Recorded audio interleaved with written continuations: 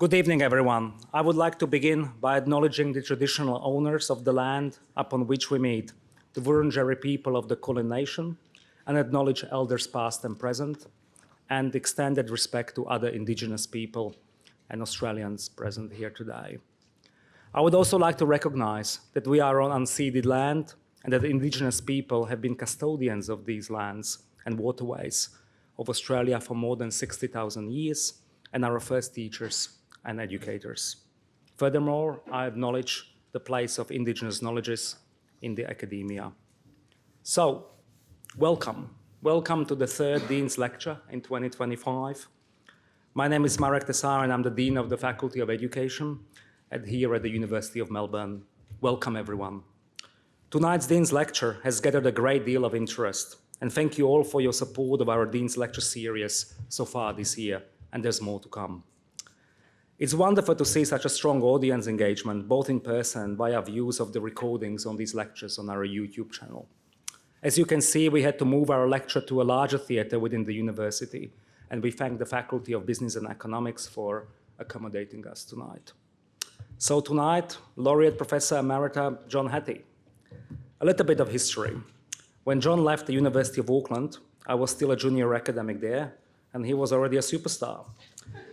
His presence was greatly missed, and right up to my own departure from Auckland earlier this year, colleagues continued to quote his work regularly, all the time. It's a real privilege to be reunited here at the Faculty of Education at the University of Melbourne and to work again in the same faculty. A little bit of further history.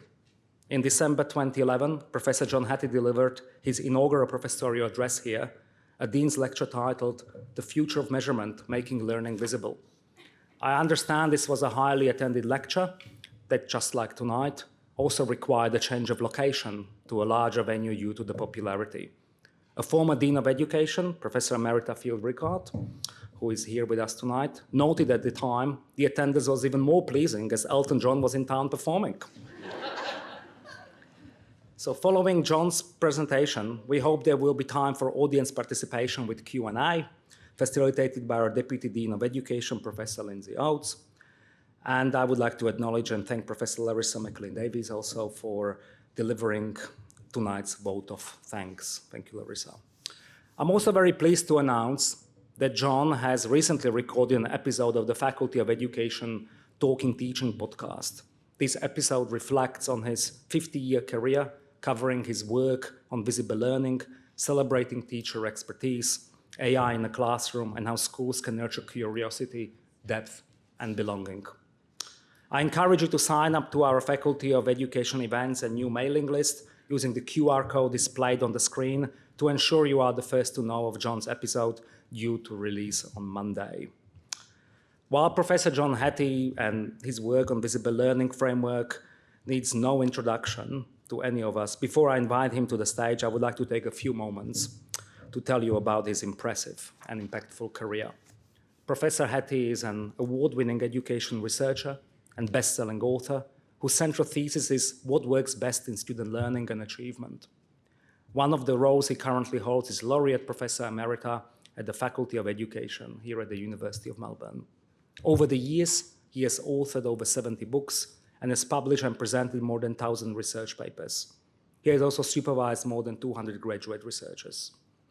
His most recognized work is his visible learning research, the culmination of 30 years of examining what works best for student learning and achievement.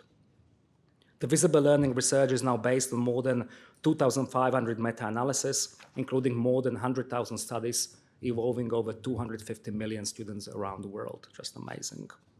He has held many educational leadership roles, including chair of the Australian Institute of Teaching and School Leaders, director of the Melbourne Education Research Institute, and president of the International Test Commission. Professor Hattie has been the recipient of numerous accolades and awards, and has been elected fellow of the American Psychological Association and the Australian Council for Educational Leaders. He has also been awarded the New Zealand Order of Merit in the 2011 Queen's Birthday Honours for Services to Education. It gives me great pleasure now to welcome Melbourne Laureate Professor Emeritus John Hattie to the stage for his Dean's Lecture titled 5 Big Ideas from the Latest Visible Learning Research. Welcome, John. And thank you.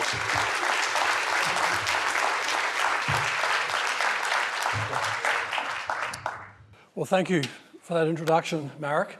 And I also want to start by acknowledging the people of this land and pay my respect to elders, past, present, and particularly future. You mentioned 10 years ago, or actually more than that, 15 years ago when I was in Auckland, and it was great times then, and as we know, all quality comes from New Zealand, isn't that right, Marek? But I also want to go back, you mentioned 50 years as an academic. I want to go back 55 years ago. Because 55 years ago, I was a real teacher.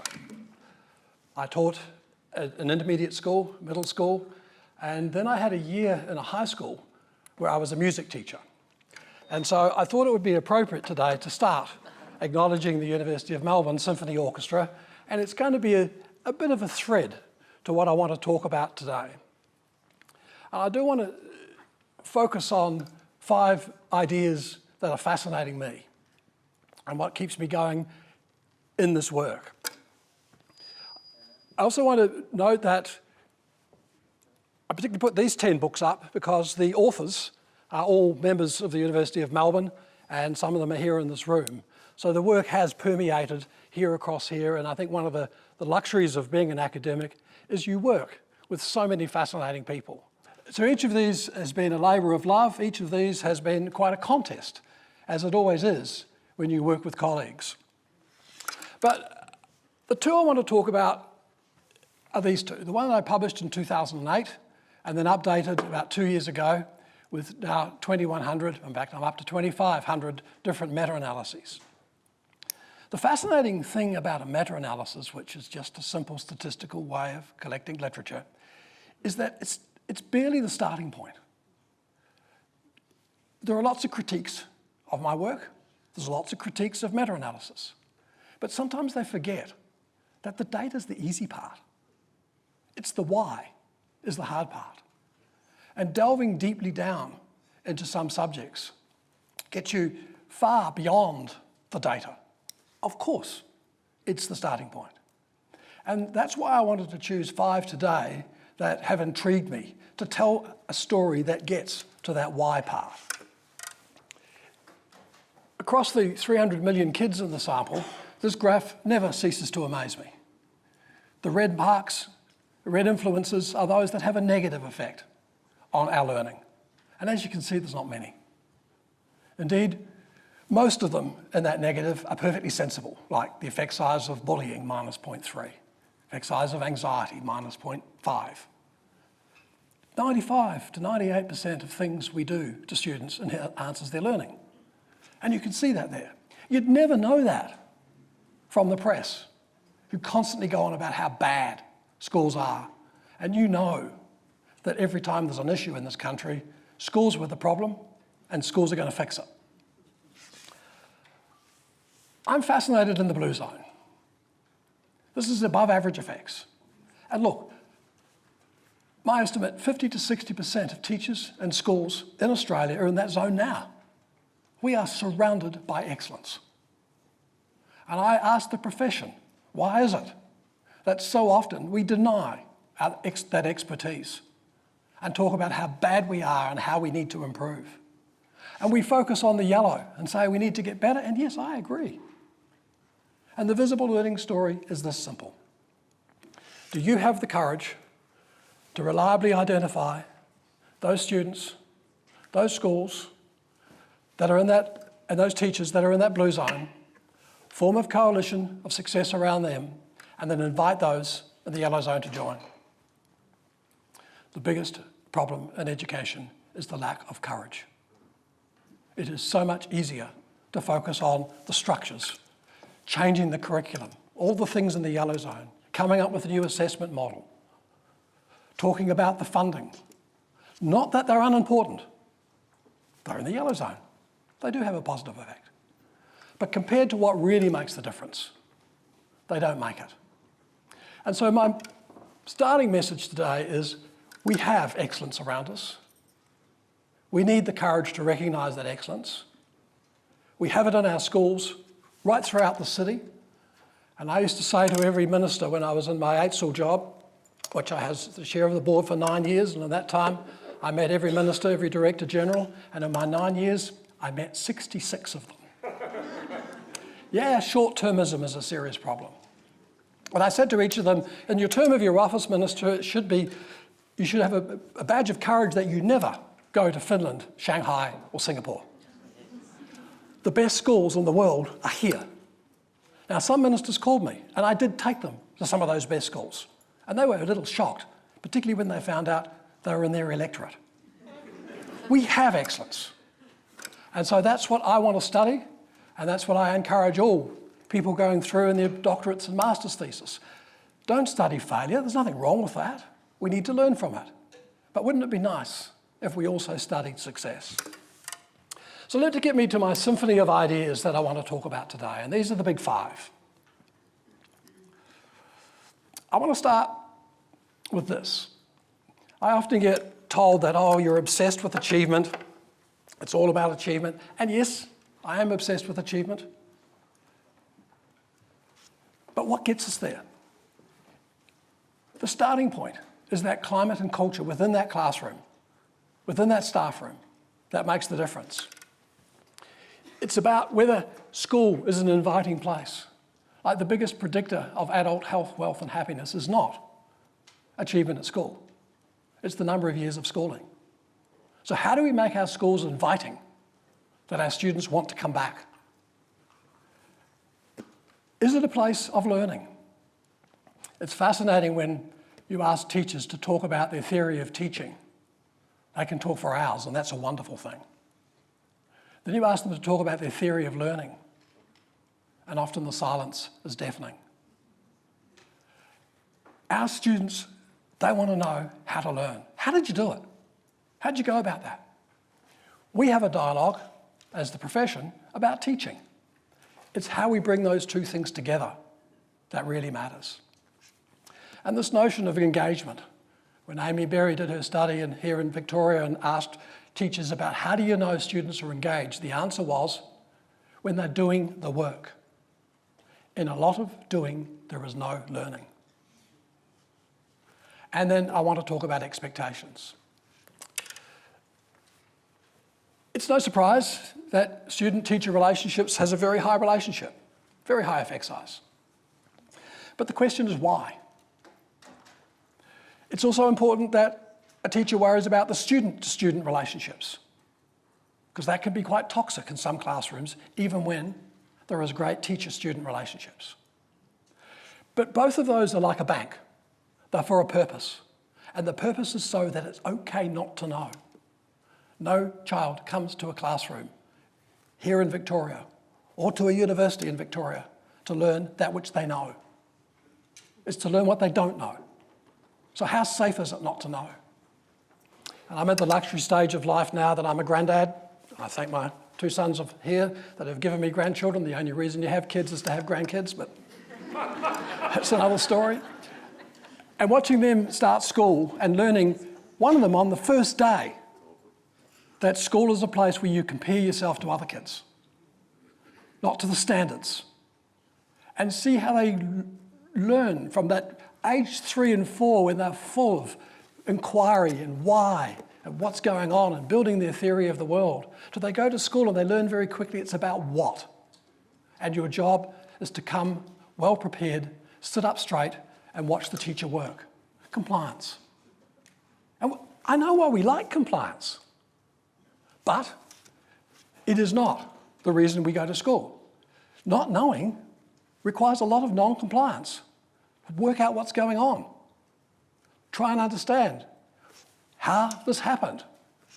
So one of my tests when I walk around classrooms is, firstly, is error present? Because it's absolutely there in the brains of the students when they don't know what's going on.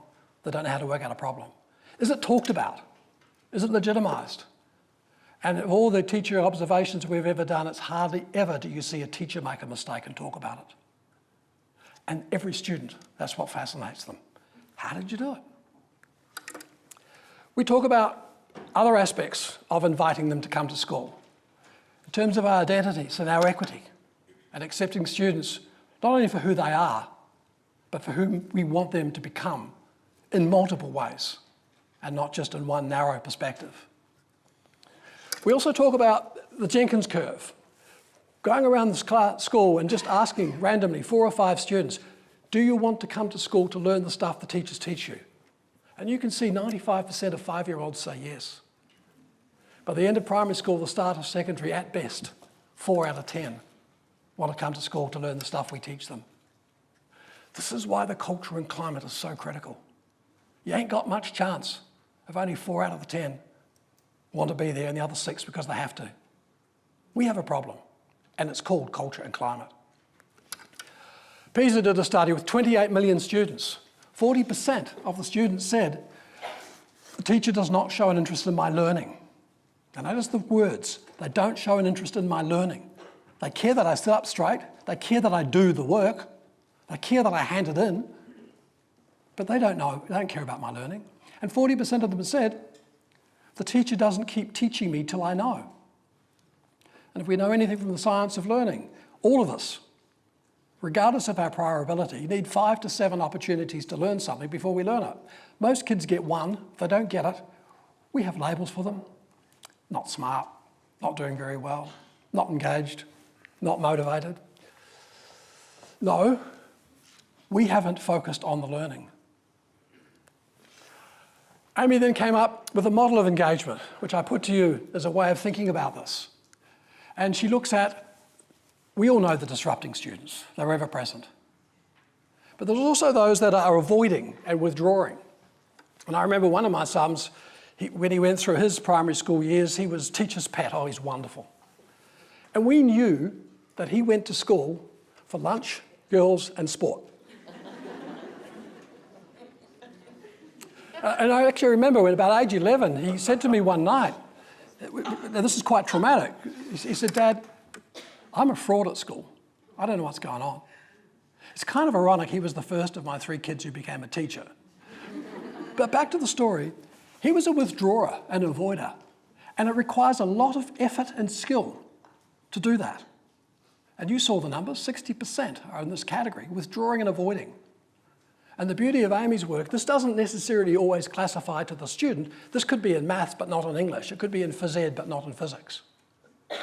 And the aim is, yes, participating, the doing is there in the middle. We want kids to do the work so that they invest and they lead to driving their learning. And I want to come back to that notion. How do we get our students to drive their learning? Because that is what we see as one of the major purposes of schooling and education. I'm involved here in Victoria with a commercial company, and they have an app. And what you do on the app is during the day, the teacher says, pause, get on the app, and one of the things you can do is identify how are you feeling today. And we know since COVID, social and emotional is way up there in the headlines. So what is the most powerful feeling, social and emotionally, that kids have in the classroom? By a long way.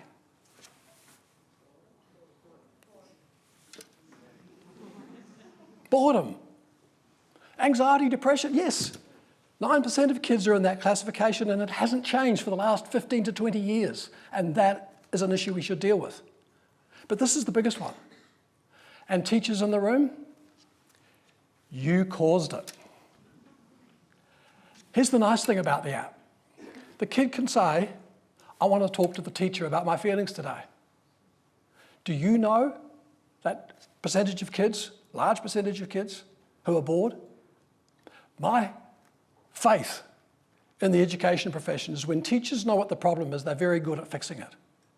This is a problem that we often ignore. Boredom is our most common daily occurrence of kids. And again, it requires skill. I've been there. I've sat in lectures and I'm bored out of my brain, and it takes skill to look like you're actually paying attention when you're not and hope you don't get picked on. And what is boredom? It's the opposite of challenge, not being challenged. And one of the things we do know from all the visible learning work is that challenge and challenging kids is what they most want to do, and which makes the biggest difference to their learning. Now, there's a Goldilocks principle in terms of how we meet there, in terms of sufficient, not too hard, not too easy, and not too boring. And so this is why this whole notion of climate, but I want to sum it up in this one. And you can see it's an incredible effect. Teachers who have high expectations tend to have it for all their students, and you can see the effect doubles the rate of learning. Teachers who have low expectations tend to have it for all the students, and you can see that impact. Devastating. And we know in our own work, as we've been going into schools, and we work in around 10,000 schools around the world in any one year, that if a school has low expectations, illustrated by the principal who says, oh, you've got to understand, these kids come from poor homes, they're immigrant kids, and he trots off all these, or she trots off all these claims. We say, no point coming in here. They need a frontal lobotomy. They need to change their expectations because they know that they are not the problem. And you heard me say, teachers are the solution. And so having those high expectations are really powerful. And look at the student expectation. And it's got a good and bad story.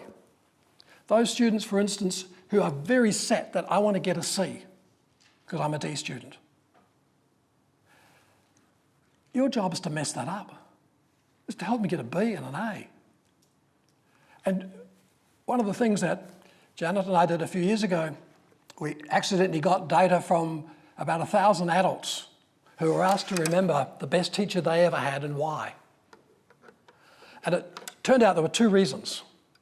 And maybe this is something you should think about yourself, about that best teacher you ever had. And I do hope when you think of that person that you have taken the effort to email them and tell them this. I think that's a really important thing we should do. And the why. Either that teacher turned you on to their passion, and or that teacher saw something in you you didn't see in yourself. Passion and expectations. How difficult is that? No one said, oh, because it was English or phys ed or maths. No one said, oh, it's because they were interested in what I was interested in. It was them turning on to their passion. And you can see why that expectations. And that kind of leads us to a comment that it's not what teachers do that matters as much as how teachers think about what they do. And that's what your students pick up pretty quickly. And in this expectation research, it's usually within 6 to 12 seconds of meeting a teacher, kids make their views about whether this teacher is going to help them learn or not. Kristen Ruby Davies, who's doing this work, went into classrooms of teachers with low and high expectations. And these are just 4. We have a paper last year. We have 40 differences. And the point I'm trying to make here is the difference in the classrooms is dramatic because of how those teachers thought.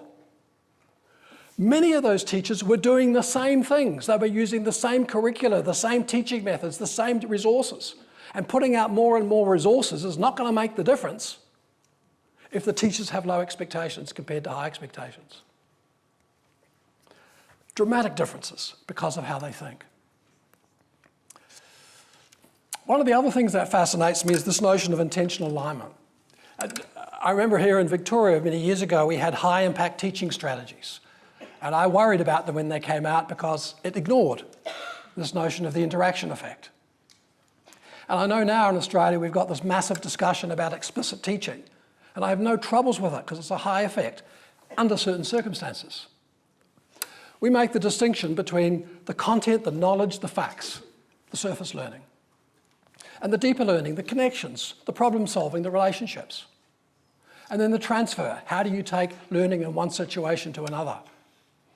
And what happens with the meta-analysis is the effect size of teaching methods and how we learn can dramatically change depending on which level, surface or deep. Take, for example, direct instruction. It has very high effects for the content, for the facts, for the knowledge, and very low for problem solving. And take problem-solved learning, discovery learning, inquiry learning. It has very low effects for teaching the knowledge. And it has high effects for the knowing how. And one of the reasons it often fails is because we go to problem solving before the students have the knowledge and content. So the argument under the intentional alignment model, there's a right time for direct instruction and there's a wrong time. There's a right time for problem-based and there's a wrong time. And if you know John Sweller's work on cognitive load, he says that we have to reduce cognitive load. Direct instruction is very good so that students get the content so they can go on to problem solving. My worry in Australia at the moment is we're doing direct instruction so they can pass a test. We need more. Now, I want you to be greedy, like me. I want both. We call our model, by the way, the Kenny Rogers model. You've got to know when to hold them, you've got to know when to play them. This is a horrible graph, but the point is the red is the hot zone. Those teaching methods work. The blue, they don't work. And you can see, it's not a straightforward picture. You can't have high-impact teaching strategies. It depends when. And we have to make sure we get our debate right about what the purpose is of our teaching. I go a step further and say the answer's simple. 2. I want 2 success criteria. One about the content, one about the depth. I want 2 assignments. One about the content, one about the depth. To make it clear to students that we value both. The minute you put them together, 7 and 8-year-olds work it out. Be safe. Tell the teacher back what they said. Give them the content, give them the facts. And Gregor, when they come to university, we know that the highest correlate of undergraduate essay marking is the number of references, even if they're wrong. Content, content, content. It's a safe bet. But surely we want more than that. So our argument is, let's separate out the lessons, the assignments, the assessments. We're using this in our work now, based on a colleague in Singapore, where we do classroom observation. This teacher starts with a transfer task to find out what the students know and don't know. Then went back and taught some content. Then went back and tried it again. And this to us is an incredibly powerful class because the teacher's covering all bases, not just all direct instruction, not just all problem solving. Kenny Rogers is right. When we did our analysis in our Science of Learning lab a few years ago of 480 different learning strategies, you're going to see the same pattern. And we had to have our model, we had to separate out acquiring when you first see something compared to consolidating. And yes, these are the top 12 learning strategies. First, exposing kids to something. Can they take notes? Can they outline? Can they summarise?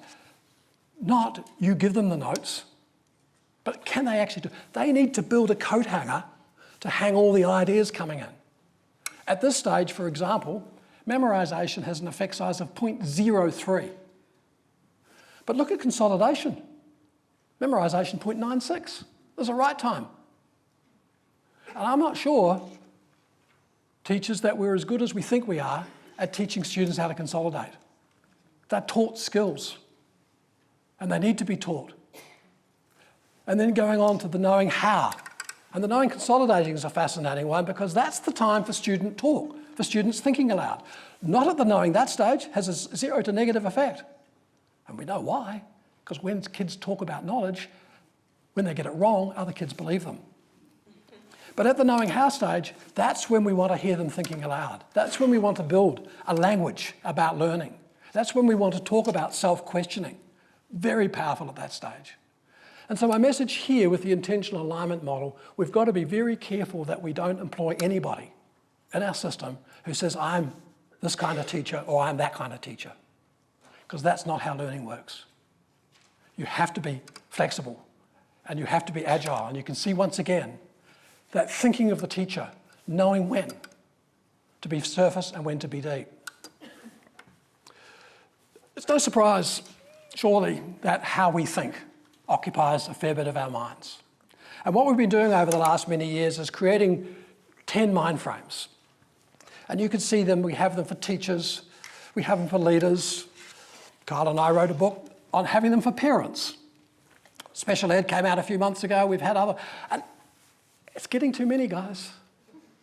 We're confusing the picture. So a couple of years ago, we sat down and said, well, what's going underneath these learning processes? And so we came up with this notion of evaluative thinking. And I particularly like the word because of the word value in it. What do we value in the moment-by-moment decisions we make as educators? And this is how we see the evaluative thinking. It's answering the 3 impact questions. What did I teach well today, and what did I not teach well? Who did I teach well? And who did I not teach well? And how much was the effect that I had? And our argument is that educators who walk into classrooms and say, my job here today is to evaluate my impact, are the ones that have the highest impact on kids. And what evidence did you use to make these judgments? A tricky one. What evidence would you accept you are wrong? For those of you who've looked at philosophy of science and know Karl Popper's work, he said that argument about science was asking the question, what evidence you accept they're wrong? And I'm particularly been taken with his work, and for no other reason that I was in his classes many years ago. It's the same in schools. It's easy to find a student who did well in your class. Maybe despite you, but hopefully, of course, it's because of me. But which ones didn't have the effect? And how do you actually give them multiple opportunities to learn? How do you understand what they can and what they can't do? And then are you prepared to seek others' perspectives? Remembering Graham Nuttall's argument that 80% of what happens in a classroom, a teacher doesn't see or hear. So how do you get other perspectives to help see that other 80% and work with teachers? Now, when Field encouraged a movement across the Tasman to come here to Australia, he didn't headhunt me. He headhunted her. Professor of evaluation. I was just the residual come on at the end. And so my professor of evaluation says, nah, you've got it wrong. Evaluative thinking. It's this model, which as you can see is a lot more complicated, but hopefully very straightforward. And at the moment, this is what Janet's working on. And so I'm, like I mentioned with the books earlier on, I'm the carrier here learning a lot about what this means. And she's in the process of finishing these 2 books that will go into much more detail about evaluative thinking. And I said to her, all right, maybe I don't get it right. I have to read 2 books to find out what it means. Give it to me in a sentence. Evaluative thinkers are nosy. They want to get inside and understand. They want to know how you're thinking, what's going on. Evaluative thinkers also are what we want our students to be. We want our students to make those same decisions. And so this brings me to this notion that I mentioned earlier about students driving their instruction. A few years ago, a meta-analysis came out on student control over learning. It has an effect size of 0. For the very simple reason is that novices don't know what novices don't know. Novices need experts. They need teachers. And so all that language we have about we want to give students authentic, real-world activity so they can be in control of their learning. No, we don't. The metaphor we use is this driving instruction one. And then all of those of you who have been with your teenage kids teaching them to drive, you know what it's like. First day, you're nervous, more nervous than they are, and you've got your foot on the brake too. And then after a while, you give them a bit more control. You sit in the back seat, and one day, you have to get out of the car. This is the metaphor that we can do with 5-year-olds and 10-year-olds, 15-year-olds and 30-year-olds. How do we guide them so that they become their own teachers? And so we look at evaluative thinking not only from a teacher point of view, but also from a student point of view.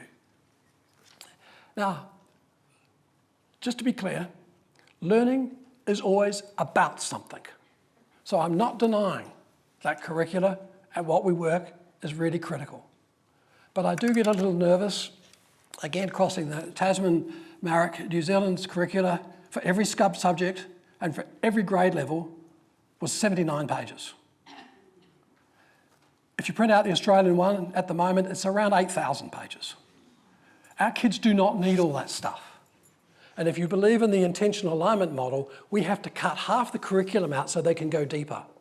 And if you're not convinced, I ask you to remember, what is it that you most powerfully learned when you were at school? And I bet it was something that you went deep on. But that's not our current system. That's not helping us. So I worry about curriculum because it's so broad, and I worry about every curriculum committee ever been set up. Just reduce the curriculum, they end up increasing it. It's a nightmare, but that's another story. This is the argument, and this is reasonably curricula-free, and that it can apply to every area. Teacher self-concept, again, how we think. And we use a rope model here. It's the overlapping of many twines that make a teacher's self-concept. There's no one thread that goes through the whole lot.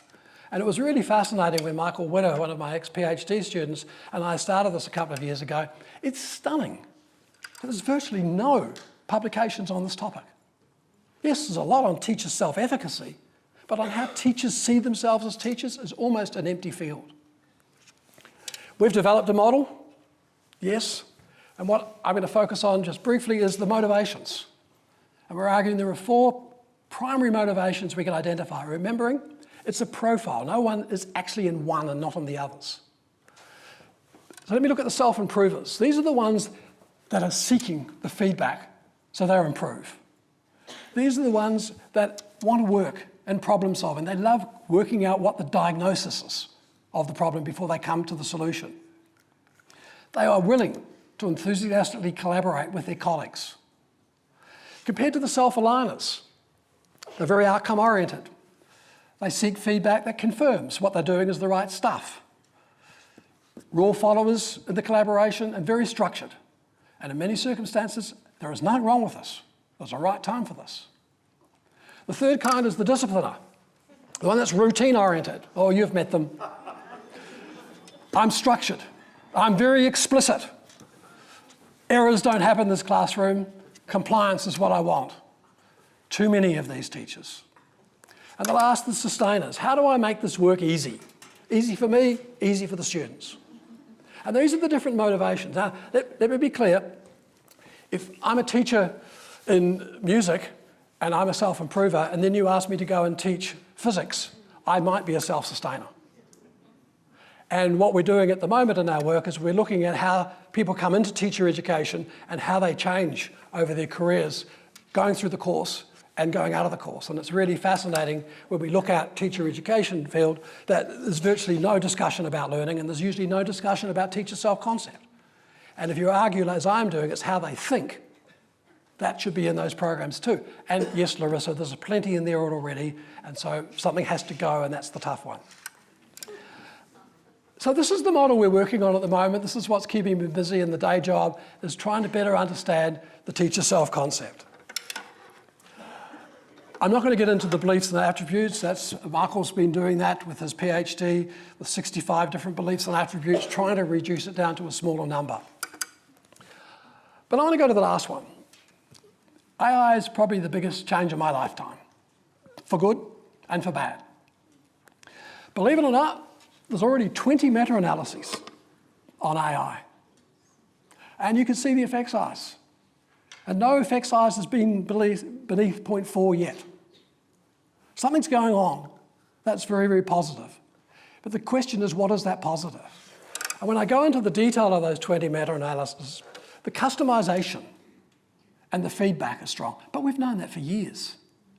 But it's made it much more efficient to do that. It's much easier using AI to teach students to drive their own instruction. Now, hear what I said. You have to teach students to do it, because that's not how they're using it right now. But as a learning mechanism, I think it has incredible potential. Its greatest benefit, no surprise, is where feedback and scaffolding matter most. Take, for instance, the sciences. It has the lowest effect sizes in the sciences at the moment, because that's mainly content. But in the arts and humanities, where scaffolding and feedback makes a difference, it's high. And my problem is, we have to work out in the sciences how to use it more effectively for problem solving, and not just for the fact side. Highest effects by a long way, students who are struggling. It allows them to go back and do it 5 or 7 times. It can ask, how did you do that? I didn't like how you did it, how did you do it again? Which we don't often get the chance to do when we're in classrooms. And also it's got dramatic effects on reducing teacher workload. I don't know how many teachers in the room here now, but how many of you are using AI to develop lesson plans? It's a very small number. Now, the beauty, I'll just put this one point to you. What's the counterfactual? You sit down and create a lesson plan and you deliver it to your kids.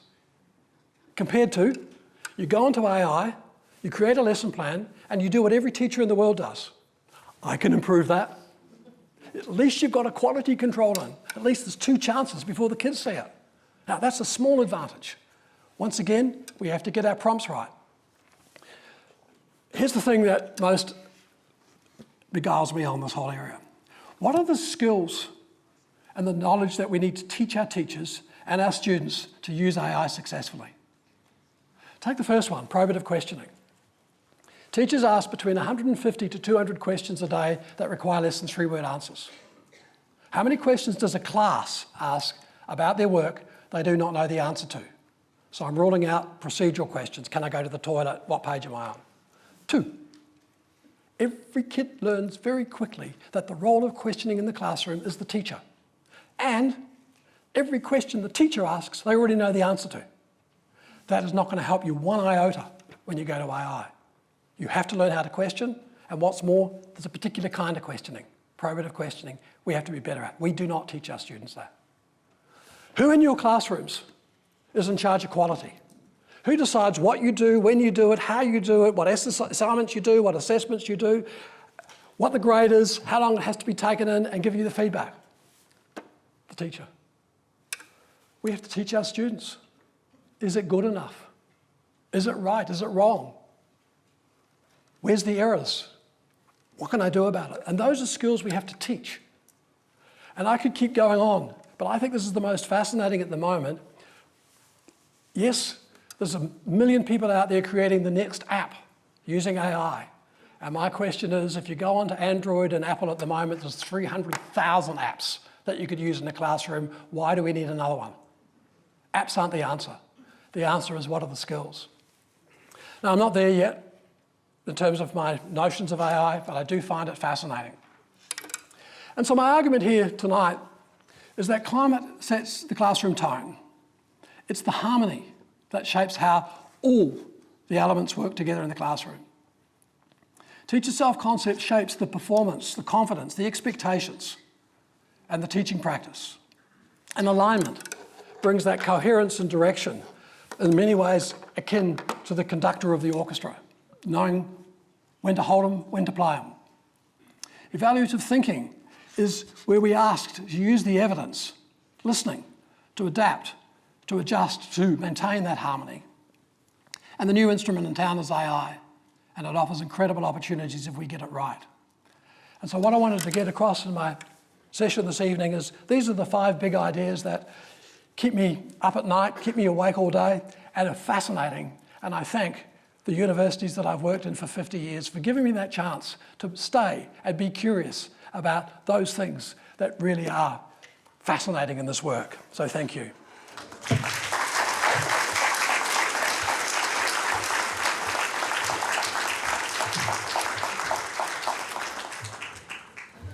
Lindsay Oades, one of the Deputy Deans here at the Faculty of Education. We've covered a lot of ground. We've gone from Kenny Rogers to Karl Popper, driving lessons, finished with AI. We have a few brief minutes for some questions and answers. So if you have one, please raise your hand straight away, and we have a runner who will come to you. Please tell us who you are, where you're from, and try and make it a question, not an essay, please. And stand up too.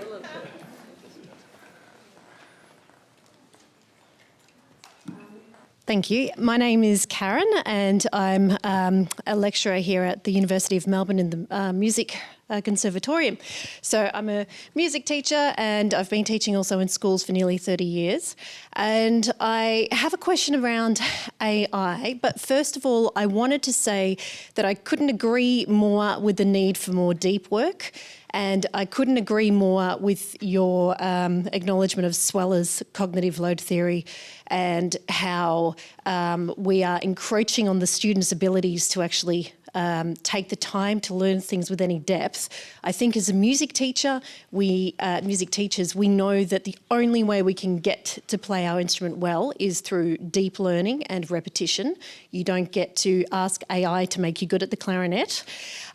So my question around AI has to do with the meta-analyses that you were referring to, was that in reference to outcomes of students?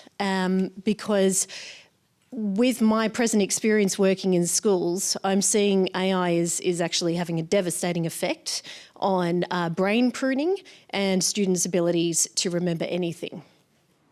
Yep, Karen, you're right. 10 years ago, when social media came out, we did not have the discussion about guardrails, and we've paid an enormous price for that. I also argue with you that right now we need to have a discussion about guardrails for AI. I'm not a fan of banning it. You can't uninvent it. It's about how we appropriately use it, and it requires, as I'm trying to indicate, focusing more on the skills and the opportunities of using it. And of course, as a music teacher, particularly a clarinet one, which is my instrument as well, now, that notion that you have to consolidate learning is in your face when you're a music teacher. We don't see that as much. We see it only to over-consolidate for the testing purpose. And we all know what happens the day after the test, you forget. And so, yeah, I am with you, and I do see worries about the AI. I do see worries about not using it and not having the right discussion on the table. But it's like all things in education. Let's get the diagnosis right. Let's get the right problems on the table and solve them. The problem is not how we ban it. The problem is how do we use it wisely? How do we use it even amongst teachers? Here's the good news. It took 40 years before computers had an effect size greater than 0.4. We are the slowest investors of using it as a tool in our teaching. Teachers use computers, but not as teaching, because that's not how they think teaching is. That's the issue with AI. It's going to be very slow in many ways for teachers to start using it for teaching, because that's not how they think now.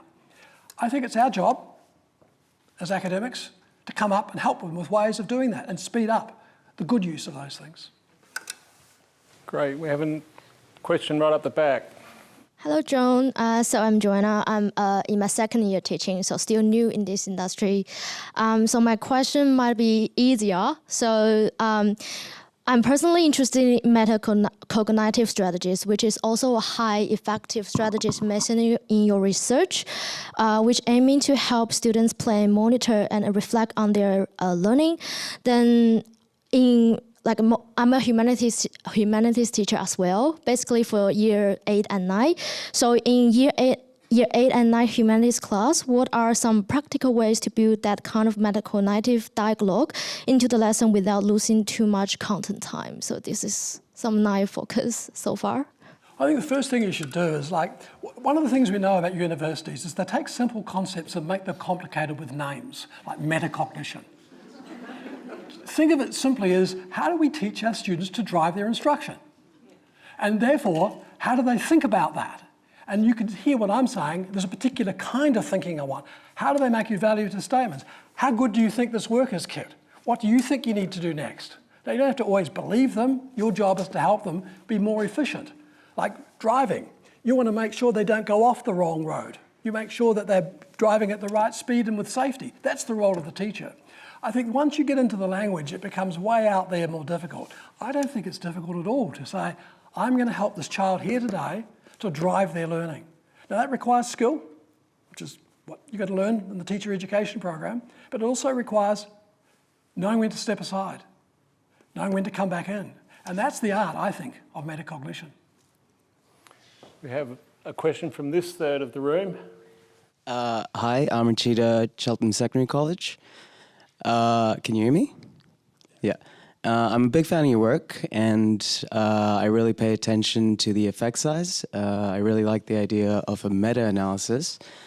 My first question is, it seems like a lot of the work that we do is around deep learning, and I wonder if there is enough recognition that high school students, and I know it's different at universities, but in high school, I'm a science and a physics teacher, and I've had to come to terms, I've only been teaching 6 years, I've had to come to terms with the fact that a lot of the students who I teach at least to year 10, and frankly even in year 11, are not actually able to think scientifically. So I have to ask myself, what do they actually want to achieve from this? And my answer is not deep learning, probably something more related to the skills that are necessary to understand something that is surface. And don't get me wrong, your meta-analysis is amazing, and I still use it, and I still think it's extremely beneficial. But I wonder if there's enough appreciation as to how much we need to target the surface learning for students who are just not able to think at that level. And finally, and sorry, I just wonder if you had any specific skills that you thought were the most suitable from your studies for those students. I know you said AI, that was really good. I wonder if you had any others. And I really love the work. I know you've done it for mostly America and New Zealand. I was wondering if you ever had plans to do a similar work for developing countries, because I really wonder, like, what can be done to make those countries achieve at a higher level. Okay, snuck in 2 questions. Got 2. You never said answer them briefly, but I'll do my best. The first one, you're absolutely correct, and I got in the Visible Learning book first and said this, that 90% plus of the studies in meta-analyses are about the facts, about the content. Now, with 300 million kids, that 10% is enough for me to look at that as well. But you're absolutely correct, that is our over-focus to the detriment. And when you talked about teaching students different scientific processes, ways of thinking, I ask you, sir, to do that notion of 2. Have 2 assessments. Make it clear to the students that you value both. Don't mix them up, because the minute you mix them up, particularly when they got to year 10, they know how to be safe. Just know lots. And you want more, as I do too. So I'd be having 2 assessments, 2 assignments, 2 different lessons, and make it very clear to the students that you value both. On your second half, yes, the work I've done applies mostly to the non-developing countries, the developing countries. And so, and the argument is this: when the variance between schools is far less than the variance within schools, then you've got a different story. And that's true in developing countries. In developing countries, nearly all your variability in your effect sizes is within the school. And so about 4 years ago, we collected around 600 or 700 randomized control studies, meta-analyses from developing countries, and we wrote a book on it, so we can give that to you. But I'm sure you don't know this because you said the horrible words. Under the United Nations, you're not allowed to say developing countries. You're not allowed to call them third world countries. Do you know what you're supposed to call them? This is obviously invented by someone in the Northern Hemisphere. Global South. And I couldn't bring myself to enable a book, Global South, living in Australia. So yes, you have to be careful on those, but yes, we have written. The problem there is you have to spend a lot more time developing schools before teachers, whereas that's not the case in our part of the world. And I just put it to you to finalise this statement, Lindsay. Isn't it fascinating in Australia that the majority of our debate is about schools? And that is not the biggest issue. It's the variability within schools that is the big issue. But we don't talk about that, sadly. Okay, final question over here. Oh, hi. I'm Derek. I'm a middle school maths coordinator, and I've just been curious about how we could balance that pressure of I'm coming in wanting to create a curriculum where it's creating students who think and collaborate and problem solve, but all I get is students, parents, and teachers saying, well, this is going to directly lead up to VCE. This isn't going to be a skill. Even in year 8, they're asking, is this going to be a skill in VCE? So it doesn't feel like even students or parents or teachers, not generally, of course, but a fair proportion are like, what's this good for by year 12? So how do we balance that? Thank you. Well, looking at Sophie's PhD, and one of the things that's even added to your situation, sir, is kids above average prefer the teacher to talk more about the facts, because that's the game they're winners at. So there's a conspiracy that's not helping as well. And this, to me, comes back to looking at how we go about our assessment in schools. And the good news is that this focus on outcomes has only been in the last 20 years. Before then, governments weren't responsible for outcomes of schools. They're responsible for resourcing schools. Now we've switched that. I hope one day that will change and that we will value both the surface and the depth. And all I ask you to do, sir, is like I said to that last gentleman, is you need to set that as the model. And you say, I want to value both. I want a dashboard for the school that measures how well the kids do in knowledge and content and how well they do in depth and relationship and problem solving. And I want you to be greedy value both. The minute you get into an either or, the parents will win, the kids above average will win, some of your teachers who love facts will win. I can't afford to let them win. I want both. So create the dashboard that values both. Okay, I have a final question for you, which has a yes or no answer. I had a brief conversation with Professor Clinton earlier in the evening, and it looks like 4 of your 5 symphony that we've covered tonight, your big ideas, are applied psychology. And Professor Clinton claims that's her influence. Is that correct, yes or no? How can I answer no to that and survive? Okay, grab a seat. Thank you. And have a rest. And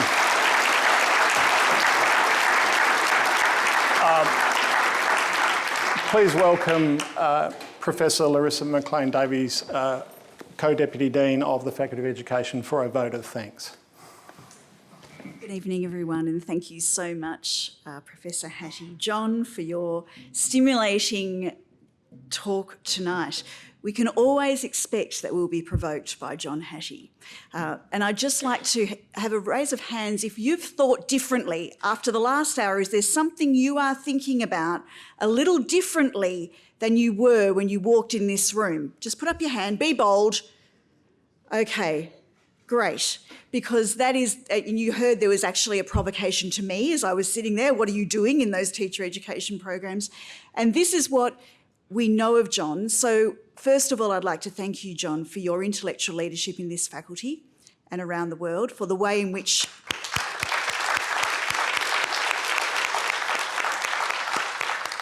you do provoke us.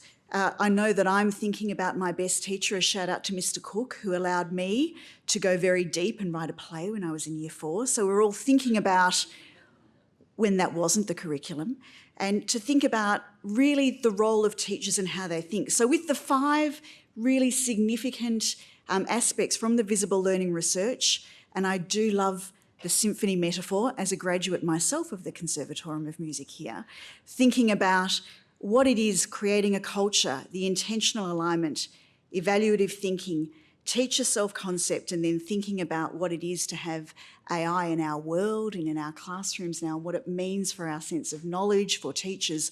Those are the aspects that we need to bring together. But to take the symphony metaphor further, a symphony only works if all those things are coming together. It is no good the strings going off on their own or the horns playing when they shouldn't. And if we think of each of those aspects that John has shared with us tonight, what will come together for quality teaching and learning is those 5 dimensions working in concert. And that, I think, is the challenge for us. I also wanted to just reflect on the way in which teachers are being positioned in this research.